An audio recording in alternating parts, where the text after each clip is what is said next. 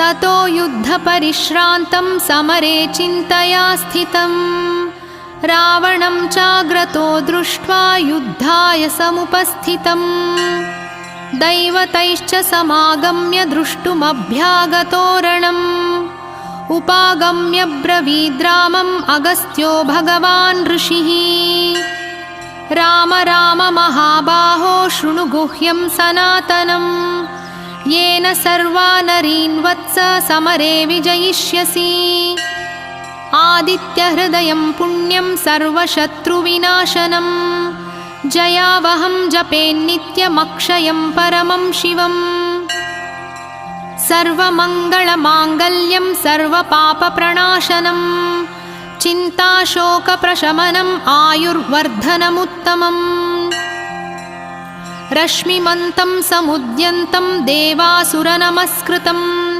पूजयस्व विवस्वन्तं भास्करं भुवनेश्वरम् सर्वदेवात्मको ह्येष तेजस्वी रश्मिभावनः येष देवासुरगणां लोकान् पाति गभस्थिभिः येष ब्रह्मा च विष्णुश्च शिवः स्कन्दप्रजापतिः महेन्द्रो धनधः कालो यमः सोमो ह्यपाम्पतिः पितरो वसवः साध्य ह्यश्विनौ मरुतो मनुः वायुर्वह्निः प्रजाप्राणऋतुकर्ता प्रभाकरः आदित्यः सविता सूर्यः खगः पूषगभस्तिमान् सुवर्णसदृशो भानुर्हिरण्यरेता दिवाकरः हरिदश्वः सहस्रार्चिः सप्तसप्तिर्मरीचिमान् तिमिरोन्मथनः शम्भुस्त्वष्टा मार्ताण्ड अंशुमान् हिरण्यगर्भः शिशिरस्तपनो भास्करो रविः अग्निगर्भोदितेः पुत्रः शङ्खः शिशिरनाशनः व्योमनाथस्तमो भेदी ऋग्यजुस्सामपारगः घनवृष्टिरपां मित्रो विन्ध्यवीथीप्लवङ्गमः आतपी मण्डली मृत्युः पिङ्गळः सर्वतापनः कविर्विश्वो महातेजा रक्तः सर्वभवोद्भवः नक्षत्रग्रहताराणाम् अधिपो विश्वभावनः तेजसामपि तेजस्वी द्वादशात्मन्नमोऽस्तु ते नमः पूर्वाय गिरये पश्चिमायाद्रये नमः ज्योतिर्गणानां पतये दिनाधिपतये नमः जयाय जयभद्राय हर्याश्वाय नमो नमः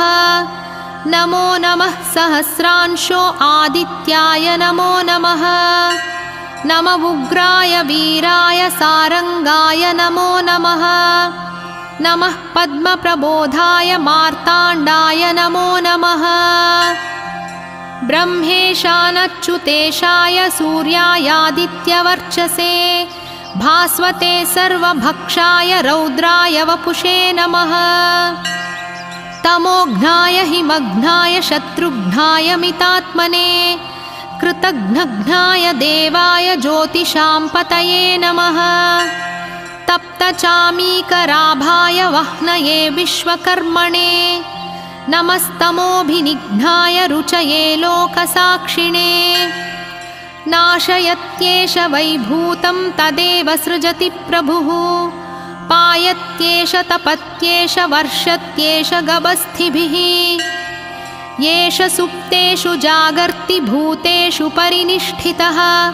येष एवाग्निहोत्रं च फलं चैवाग्निहोत्रिणाम् वेदाश्च क्रतवश्चैव क्रतूनां फलमेव च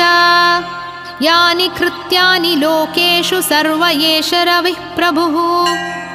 येन मापत्सु कृच्छ्रेषु कान्तारेषु भयेषु च कीर्तयन् पुरुषः कश्चिन्नावसीदति राघव पूजयस्वैनमेकाग्रो देवदेवं जगत्पतिम् एतत्त्रिगुणितं जप्त्वा युद्धेषु विजयिष्यसि अस्मिन् क्षणे महाबाहो रावणं त्वं वधिष्यसि एवमुक्त्वा तदागस्त्यो जगाम च यथागतम् एतच्छ्रुत्वा महातेजा नष्टशोको भवत्तदा धारयामास सुप्रीतो राघवः प्रयतात्मवान् आदित्यं प्रेक्ष्य जप्त्वा तु परं हर्षमवाप्तवान् त्रिराचम्य शुचिर्भूत्वा धनुरादाय वीर्यवान् रावणं प्रेक्ष्य हृष्टात्मा युद्धाय समुपागमत् सर्वयत्नेन महता वधे तस्य धृतोऽभवत् अथ रविरवदन्निरीक्ष्य रामं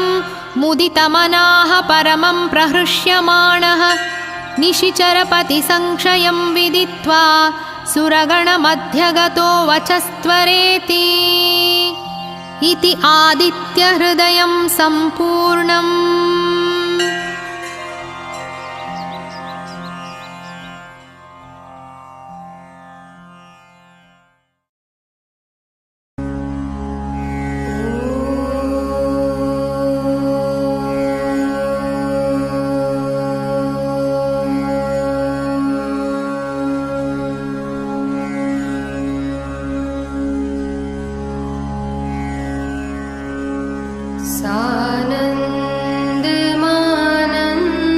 सानन्दमानन्दवने वसन्तम् आनन्दकन्दम्